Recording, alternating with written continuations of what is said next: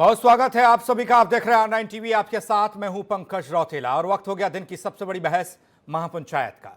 सूबे के युवाओं की टूटती उम्मीदों को आसरा देते हुए मुख्यमंत्री योगी आदित्यनाथ ने 69,000 सहायक शिक्षक भर्ती में एक रास्ता निकाला कि जो पद सुप्रीम कोर्ट ने होल्ड किए हैं उन्हें छोड़कर बाकी पर भर्ती पूरी की जाए। पहले तो अधिकारियों ने खूब जोश दिखाया, लेकिन अब हालात ये हैं कि बाकी पदों की भर्ती भी भंवर में पड़ी हुई दिखाई दे रही है। बेरोजगार युवा पूछ रहे हैं कि आखिर इंतजार कब तक करें साहब। इसी पर चर्चा को आगे बढ़ाएंगे R9 टीवी के editor in chief Amitabh Agnihotri ji. स्वागत सर आपका। एक मजबूत पैनल हमारे साथ जुड़े, उससे पहले आप रिपोर्ट देखिए।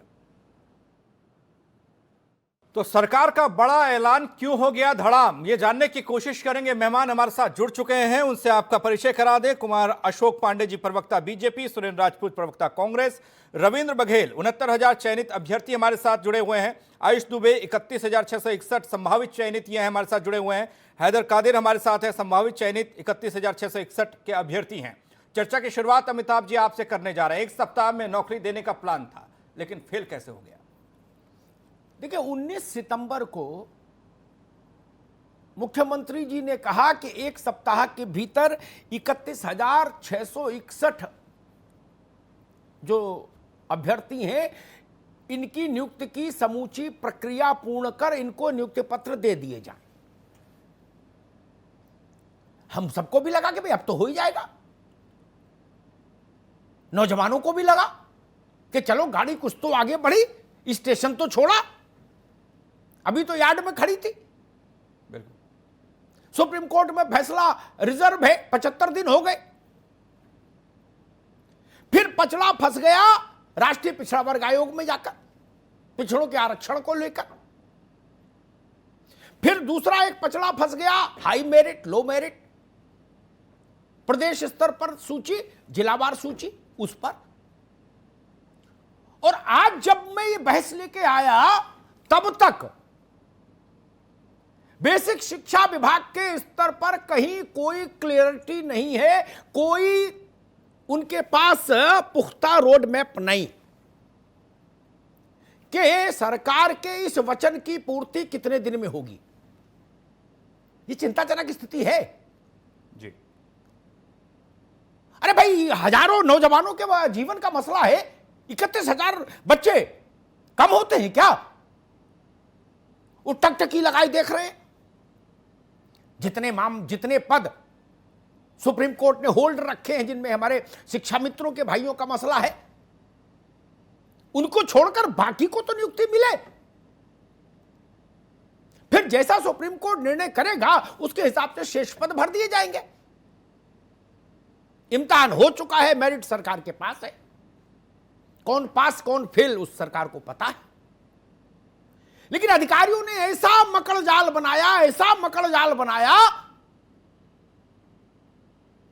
कि वो वचन भी समय सीमा पार कर गया।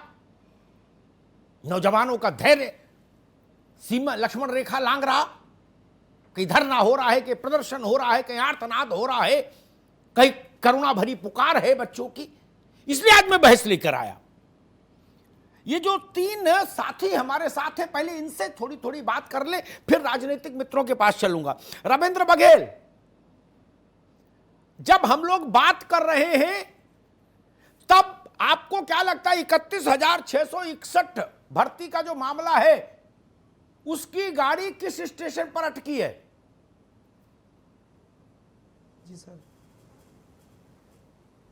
उसकी गाड़ी, सबसे पहले तो मैं बताना चाहूँगा कि अगर 31,661 जो पदों की जो गाड़ी अटकी हुई है उसमें सबसे बड़ा जो रीज़न रहा है वो कहीं ना कहीं विभाग का रहा है, और विभाग के साथ साथ सरकार का भी रहा है। क्योंकि जब ये 69,000 पदों की वैकेंसी निकली थी तो जो 867 की सूची में भी वो भी कहीं ना कहीं विवादित रही। उसका सबसे बड़ा रीज़न था कि जो शुरुआत के 50% जो पद होते हैं जो अनरिजर्व होते हैं, यानी कि 34,598, उसमें से कोई भी अभ्यर्थी अपने कंपटीशन के अकॉर्डिंग फाइट कर सकता है।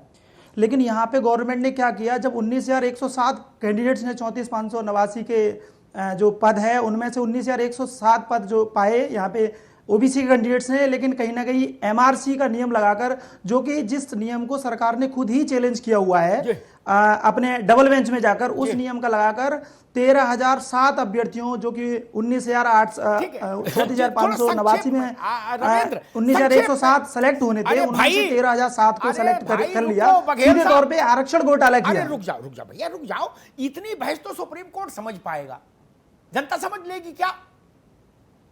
जी सर, वो बात बोलो जो जनता समझे।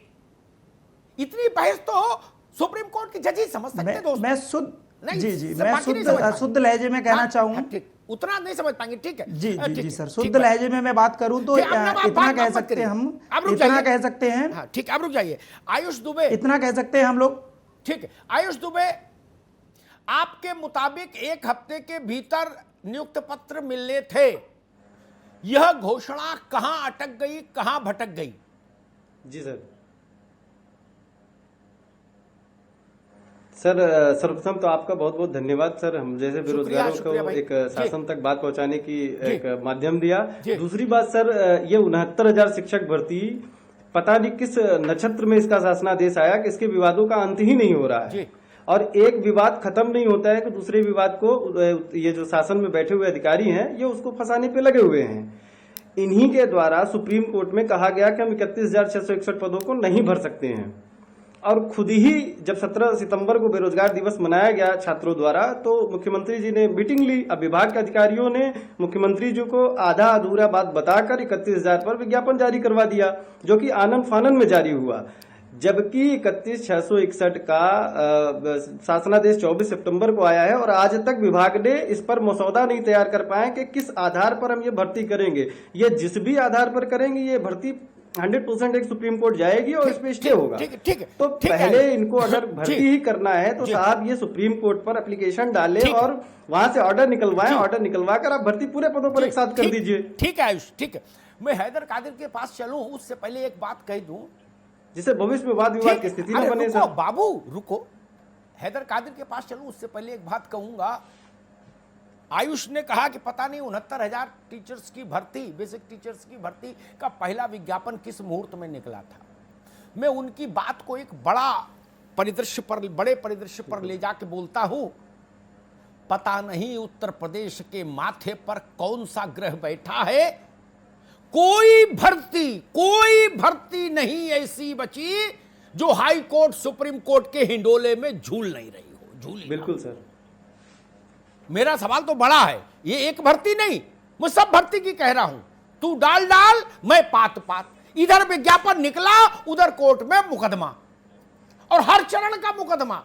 पर्चा हो गया फिर मुकदमा, रिजल्ट आ गया फिर मुकदमा, आरक्षण का मसला फिर मुकदमा, ज्वाइनिंग हो जाए तो उसके बाद भी मुकदमा। भगवान का भरपूर आशीर्वाद है, मुकदमे की कमी नहीं उत्तर प्रदेश में, ना ना ना।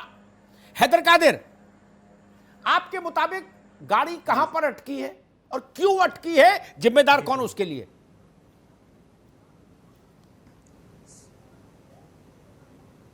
सर आपके चैनल से मैं ये बताना चाहूँगा, पहली चीज मेरा सवाल ये है कि सर क्या माननीय मुख्यमंत्री जी से बढ़कर उत्तर प्रदेश के आला अधिकारी हो गए हैं क्या? सर अगर 1 हफ्ते का आदेश था, आज 20 दिन हो गए, एक नोटिस तक जारी नहीं की गई, जबकि अपर मुख्य सचिव मैम जो रेणुका कुमार मैम हैं उन्होंने जो है अपना शासनादेश दे दिया। दूसरी चीज 69,000 शिक्षक भर्ती की 31,000 जो पद हैं वो गैर विवादित हैं, इस पर भर्ती करने से कोई भी दिक्कत नहीं आने वाली है। लेकिन मैं ये अशोक सर से भी मैं ये चाहता हूं कि आप ये सवाल करें कि क्या मुख्यमंत्री जी के आदेशों से बढ़कर आला अधिकारी हो गए उत्तर प्रदेश के क्या? और दूसरी चीज मैं सर आपको एक चीज और बताना चाहूंगा कि पिछले 20 दिन के अंदर में मैं स्वयं 7 बार SCRT गया हूं, 7 बार अधिकारियों से मिला हूं, लेकिन एक भी बार मैं संतुष्ट नहीं हुआ कि ये भर्ती करना भी चाहते हैं या नहीं करना चाहते हैं। सर एक सवाल हमारा और है, एक सवाल रिक्वेस्ट है कि एक सवाल और है, आप सुन लीजिएगा कि जो ये लोग कह रहे हैं कि रुक जाया जाए, सब साथ में कराया जाए, तो मैं उनसे ये सवाल कह रहा हूं कि क्या 31,000 की जब लिस्ट बनेगी, अगर इनमें इनका नाम होगा तो क्या ये काउंसलिंग कराने नहीं जाएंगे? अगर इस बात की गारंटी देते हो तो ये बता दें। सीधी सी बात है, 31,000 पद गैर विवादित हैं, आप इनको भर्ती कर दीजिए। 2 साल से ऑलरेडी भर्ती फंसी हुई है। अभी आप लोग तो टीवी क्या नहीं आएंगे आपके पास, अभी रुक जाइए आयुष। आप लोग टीवी के मंच को भी हाई कोर्ट समझ लेते हो कि आप फला वर्ग के वकील 3 दिन बहस करेंगे, आप फला वर्ग के। भैया संक्षेप में बोलो, प्रभावी बोलो। बाकी तो आप लोगों के लिए हाई कोर्ट सुप्रीम कोर्ट का मैदान हमेशा रहता है। 3 दिन बहस करो, 4 दिन बहस करो, साल 2 साल बहस चलाओ, बात तो सब खुला है ही मामला। मैं कुमार अशोक पांडे के पास चलता हूं, भारतीय जनता पार्टी के प्रतिनिधि। जो सवाल अशोक पांडे, जो सवाल हैदर कादिर का है वही सवाल मेरा, सीधा सवाल, स्पष्ट सवाल, ना इधर ना उधर। क्या बेसिक शिक्षा विभाग के अधिकारी उत्तर प्रदेश के मुख्यमंत्री से बाहर हैं या मुख्यमंत्री के आदेश से बड़ी उनकी इच्छा हो गई? ये जो सवाल हैदर कादिर ने पूछा है, यही सवाल 31,600 बच्चे सब पूछ रहे हैं। पांडे जी, अच्छा प्रश्न है। उत्तर प्रदेश सरकार युवाओं को नौकरी सहित रोजगार देने के लिए कृतसंकल्पित है और जैसे सर्वोच्च न्यायालय का निर्देश प्राप्त हुआ, माननीय मुख्यमंत्री जी ने 1 सप्ताह में ये नियुक्तियां, ये भर्ती करने का निर्देश भी जारी कर दिया और उस 1 सप्ताह के अंदर ही प्रमुख सचिव के द्वारा शासनादेश भी जारी कर दिया गया। उसी आदेश के साथ, उसी आदेश के क्रम थे कि किस सापेक्ष में किस प्रकार से भर्ती करनी है, उसकी प्रक्रिया भी निर्देशित की गई थी।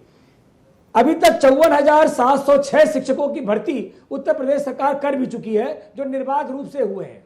जो जहां तक प्रश्न इस 31,661 का है, उस पर भी प्रक्रिया करीब करीब पूर्ण कर ली गई है। जो दाव पेच थे, चूंकि इतने समय से शिक्षा विभाग, जो आपने एक शब्द इस्तेमाल किया, मकड़ जाल, यह शिक्षा विभाग पूरी तरह से मकड़ जाल में उलझा रहा और इसको पत्रावली गोल गोल घुमाने की आदत थी। अभी 4 दिन पूर्व कैबिनेट बैठक में मुख्यमंत्री जी ने बहुत कड़े शब्दों में निर्देश देके जल्द से जल्द नियुक्तियां पूर्ण करने के निर्देश दिए हैं और प्रमुख सचिव रेणुका कुमार जी को सख्ती से अनुपालन करना भी कहा है। तो थोड़ा सा समय, क्योंकि जो उच्च न्यायालय का निर्देश है उसके क्रम में भी पारदर्शिता बरतने की बात भी हो रही है और जनता के प्रति जवाबदेही भी है। अशोक पांडे, आपने देखा होगा कि जो नियुक्तियां मुख्यमंत्री जी ने की हैं, भाई ठीक वो है, अभी तक पूरी तरह से पारदर्शिता ऑनलाइन के साथ हुआ है। ठीक है, आ गई बात, आ गई। सुरेंद्र भाई के पास चलूं, उससे पहले एक बात दिमाग में आई। जब हनुमान जी अशोक वाटिका उजाड़ रहे थे तो रावण का पुत्र आया अशोक पांडे, उसने उन पर ब्रह्मास्त्र चला दिया। हनुमान जी ने क्या कहा, वो यहां उद्धृत करता हूं कि जो न मानिहु ब्रह्म सर, जो न मानिहु ब्रह्म सर, तो महिमा मिटे अपार। महिमा मिटे अपार। ब्रह्मा की महिमा का प्रश्न था। मैं दुनिया की कहानी में उलझने नहीं आया। मैं सिर्फ इतनी बात, अवर सचिव, प्रमुख सचिव, निजी सचिव, अंडर सेक्रेटरी, और बड़े सेक्रेटरी, छोटे सेक्रेटरी, डायरेक्टर फाइल मैं नहीं जानता। 25 करोड़ लोग जानते हैं मुख्यमंत्री को, 135 करोड़ लोग जानते हैं प्रधानमंत्री को, और वो मानते हैं यही हुकूमत है। ठीक, वो तो नहीं जानते अंडर सेक्रेटरी कौन है और वो ओवर सेक्रेटरी कौन है और कौन सी राजाज्ञा कहां से आई और कहां चली गई। जब उन्होंने टीवी पर सुना कि माननीय मुख्यमंत्री ने कहा कि 1 हफ्ते के अंदर बच्चों के हाथ में चिट्ठी दे देंगे, तो इस बात का सख्ती से अनुपालन क्यों नहीं हुआ? महिमा क्यों घटाई गई? निर्वाचित सरकार, निर्वाचित मुख्यमंत्री, लोकतंत्र में उनसे ऊपर कोई होता है क्या? वो एक बार ना, ये मत समझाइए हमको, ना ना ना, ये मत समझाइए मित्र, ना, हमको मालूम है प्रक्रिया क्या होती है। अगर प्रक्रिया पर उलझेंगे तो फिर जवाब नहीं दे पाएंगे। एक उदाहरण दे देता हूं सुरेंद्र भाई, 1 मिनट बस, आपको बता रहा हूं।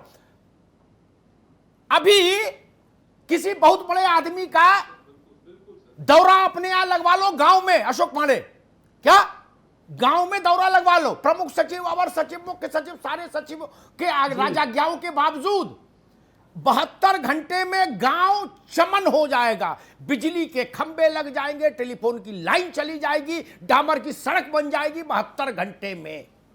पता है आपको? पता है ना? जी जी जी, हमको मत समझाओ महाराज जी। होने को तो यह भी हो जाता है, मैंने देखा है ना। सुरेंद्र राजपूत जी, देखिए, सामान्य आदमी बहुत पेचीदा चीजें नहीं जानता। वो जब सुनता है कि कोई बात सर्वोच्च व्यक्ति ने कही दी तो वो भरोसा करता है कि अब तो ये तो हो ही जाएगी।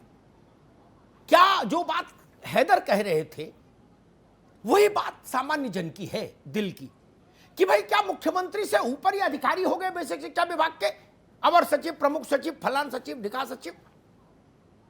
अब ये राजाज्ञा दिखा रहे, कह रहे जी क्षैतिज आरक्षण है, फलान वर्टिकल, हॉरिजेंटल, और क्या क्या मार मकड़ जाल बना के लिए आए।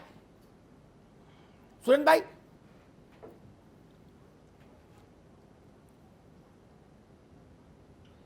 अमिताभ जी, पहले तो मैं आपको और आपके चैनल को बधाई दूं कि इस टीआरपी की दौड़ में, इन बेईमानों की दौड़ में आप कम से कम हमारे बेरोजगार अभ्यर्थियों का ध्यान रखते हैं। इसके लिए आप बधाई के भी पात्र हैं, साधुवाद के भी पात्र हैं और सैल्यूट के भी पात्र हैं। तो इसके लिए आप बधाई लीजिए। और ये मैं कोई आपको प्लीज करने के लिए नहीं कह रहा हूं, ये ईमानदारी की बात दिल से बोल रहा हूं कि एटा, इटावा, मैनपुरी से लेकर के सहारनपुर तक, और क्या नाम, गोंडा बस्ती, गोरखपुर से लेकर के बुंदेलखंड तक और रोहेलखंड तक आपकी ये आवाज जब बेरोजगार बच्चों के मन में जाती है तो एक आशा की किरण आप बन करके, और आपका चैनल जहां पर भी आप रहते हैं वो बन के उभरता है। तो धन्यवाद के पात्र हैं। मैं आपको एक चीज बता दूं भारतीय जनता पार्टी की, कि भारतीय जनता पार्टी का काम है, नीति है इनकी, अटकाना, भटकाना और लटकाना। ये बहुत स्पष्ट नीति है इनकी कि अटकाएंगे, फिर भटकाएंगे, फिर लटकाएंगे। एक आदमी बात करेगा, दूसरा भटकाएगा, तीसरा लटका देगा। अब ये सारी की सारी भर्तियां अगर आप अटकाने, भटकाने और लटकाने में, इन्हीं के लोग हैं जो कोर्ट जाते हैं। ये भी हम आपको बता रहे हैं, शासन सत्ता में रहते हैं, इन्हीं के लोग हैं जो कोर्ट जाते हैं, एनजीओ बना करके कोर्ट जाते हैं, अपने अपने लाभ के लिए कोर्ट जाते हैं। तीसरी बात मैं आपसे पूछूं, जो आपने बड़ी महत्वपूर्ण कही, कि आदरणीय मुख्यमंत्री जी से एक ही बात है, सुषमा स्वराज जी ने कहा था एक बार लोकसभा में कि तू इधर उधर की ना बात कर, ये बता काफिला क्यों लुटा। हमें रहजनों की गिला नहीं, तेरी रहबरी पे सवाल है। सच बात यह है कि मुख्यमंत्री का इकबाल अगर खत्म है तो मुख्यमंत्री को अपने पद पर रहने का अधिकार है क्या? अगर मुख्यमंत्री की बात, उनका शासन, उनका प्रशासन पूरी नहीं कर सकता है तो इस्तीफा दे देना चाहिए ऐसे मुख्यमंत्री को, और या फिर बात ना बोले, सोच के बोले, सोच के बोलना चाहिए मुख्यमंत्री को। मुख्यमंत्री अभिभावक होता है, प्रधानमंत्री अभिभावक होता है, उसके मुंह से झूठ बिल्कुल कपट की तरीके से लगता है, छल की तरीके से लगता है। तो ये छल और ये कपट मेरे बेरोजगार बच्चों के साथ बंद होना चाहिए। जी, ठीक बात। चाहे वो शासन करे, प्रशासन करे, और चाहे कोई करे। जी, एक एक कमेंट आज, चूंकि समय कम, एक एक कमेंट में सारे मित्रों से आया, ये अपने जो नौजवान है इनसे ले लो। अरे भाई यार, एक एक आदमी। आयुष, एक सवाल है तीनों से, क्या अधिकारी जानबूझकर मुख्यमंत्री के निर्देश को भटका रहे हैं, लटका रहे हैं? आयुष। बिल्कुल सर, इससे एकदम सिद्ध होता है कि सर अधिकारी बिल्कुल मनमानी तरीके से कार्य करते आए हैं। उनको शासन से कोई डर नहीं है, उनको जो मर्जी आती है वो करते हैं। और ये आज से नहीं सर, हम लोग तो पिछले 2 साल से इन्हीं के कारण सजा भुगत रहे हैं और केवल दर बदर न्यायालय के चक्कर काट रहे हैं, जबकि हमको कुछ नहीं मिला है इन 2 सालों में। तो यही आदेश जो 31,000 का है सर, ये 9 जून का आदेश। अरे रुको भाई, आप आदेश की ये कोर्ट में बताओ भाई, मुझे मानो ना मेरी बात। अब आप हमको राजाज्ञा बताने लगोगे तारीखों के साथ, तो उतना समय कहां है मित्र? मूल बात करिए। रविंद्र बघेल, क्या अधिकारी जानबूझकर साजिशन या मनमाने तरीके से काम करने के अभ्यस्त होने के नाते इस फैसले को लटका रहे हैं?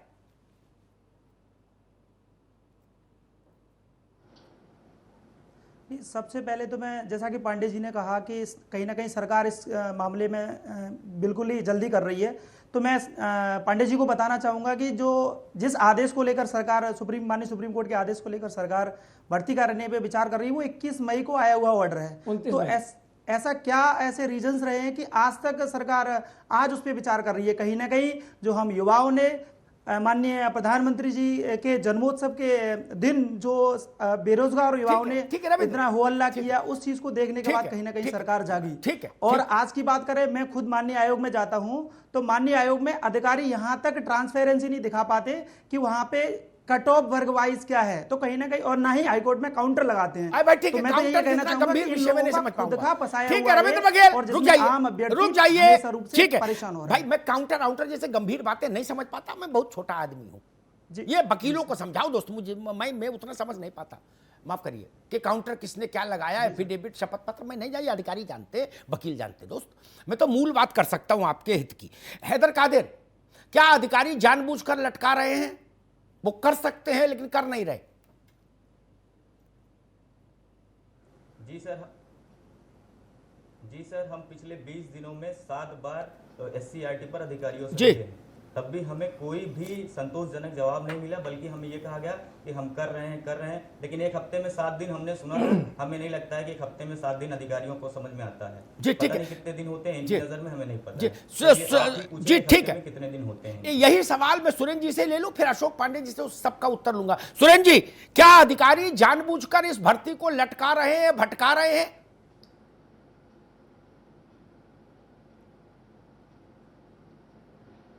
अमिताभ जी, मैं तो बहुत स्पष्ट जानता हूं कि ब्यूरोक्रेसी, आप ही कहते हैं कि अरबी घोड़ा है, इसको सवार अच्छा चाहिए। उत्तर प्रदेश की जो सरकार है भारतीय जनता पार्टी की, ये अच्छी सवार नहीं है, ये बिल्कुल लद्दड़ जो है वो सवार है। तो घोड़ा इसको गिरा रहा है और आगे भी गिराएगा, इसकी कोई बात नहीं। सुबह से शाम तक इनके अधिकारी एक हेडलाइन मैनेजमेंट का काम करते हैं, रोज एक नई हेडलाइन बता देंगे मुख्यमंत्री जी को कि आज ये बोलो, कोविड पर आज ये बोलिए, बेरोजगारी पर आज ये बोलिए, और जो है कभी आप ग्राउंड ब्रेकिंग सेरेमनी पर ये बोलिए, और डिफेंस एक्सपो पर ये बोल दीजिए। कोई काम ना करना है ना होना है, सुबह से शाम तक अधिकारियों के जरिए कही गई चीज को हेडलाइन मैनेजमेंट करते हैं। अशोक पांडे, अधिकारियों की नहीं, सरकार की दिक्कत है। ठीक है, अशोक पांडे जी के पास चलते हैं। अशोक पांडे जी, आपने सबको सुन लिया। मेरा प्रश्न फिर वही स्पष्ट प्रश्न, अधिकारी किसी डिजाइन के तहत, किसी मोटिव के तहत जानबूझकर भर्ती को अटका रहे हैं, लटका रहे हैं, एक। और ऐसा मैं क्यों कह रहा हूं, बच्चों ने तो कहा ही, मैं भी क्यों इंडोर्स कर रहा हूं, उसका एक छोटा सा 30 सेकंड में कारण बता दूं, फिर आप उत्तर दीजिएगा। मेरी जानकारी है, मुख्यमंत्री जी ने जब बैठक बुलाई थी, सारे विभागों को बुलाया था कि भाई किसके यहां कितनी भर्ती है, किस स्टेज पर है, कब तक कर सकते हो। तो बेसिक शिक्षा विभाग के अधिकारियों ने उनको एश्योर किया था, उन्होंने कहा था कि 1 हफ्ते का टाइम दे दूं, 1 हफ्ते के अनाउंसमेंट कर दूं। उन्होंने कहा जी सर, 1 हफ्ते में तो नियुक्त पत्र बांट देंगे, डोंट वरी। उसी के आधार पर मुख्यमंत्री जी ने कहा कि 1 हफ्ते में नियुक्त पत्र हाथ में होगा बच्चों के। फिर ये लटकन भटकन क्यों, अशोक पांडे?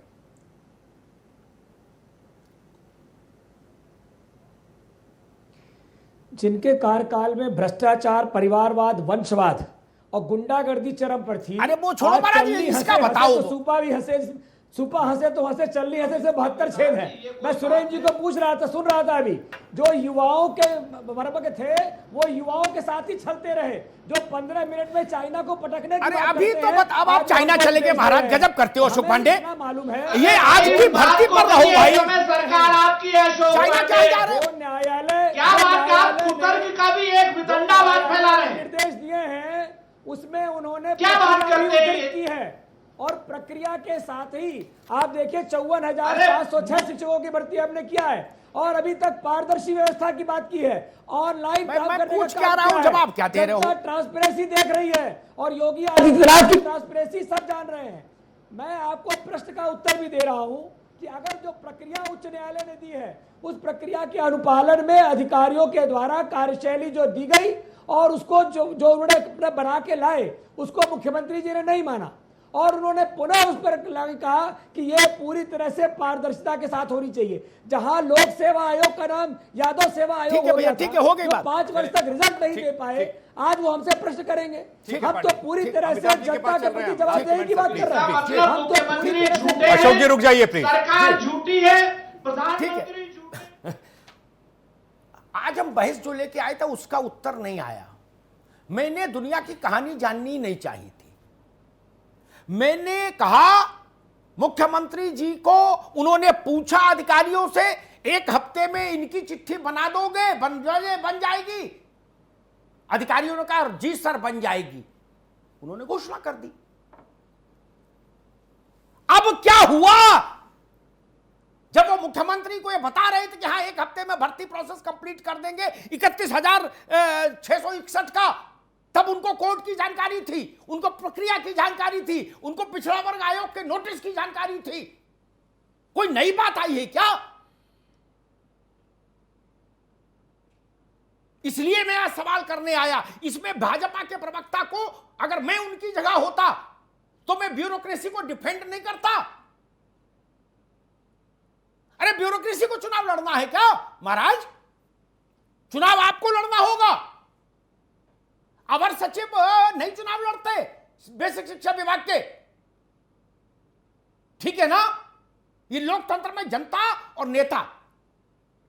इसलिए अगर कोई बात मुख्यमंत्री के स्तर से कही जाए तो उसका मान होना चाहिए, उसका सम्मान होना चाहिए।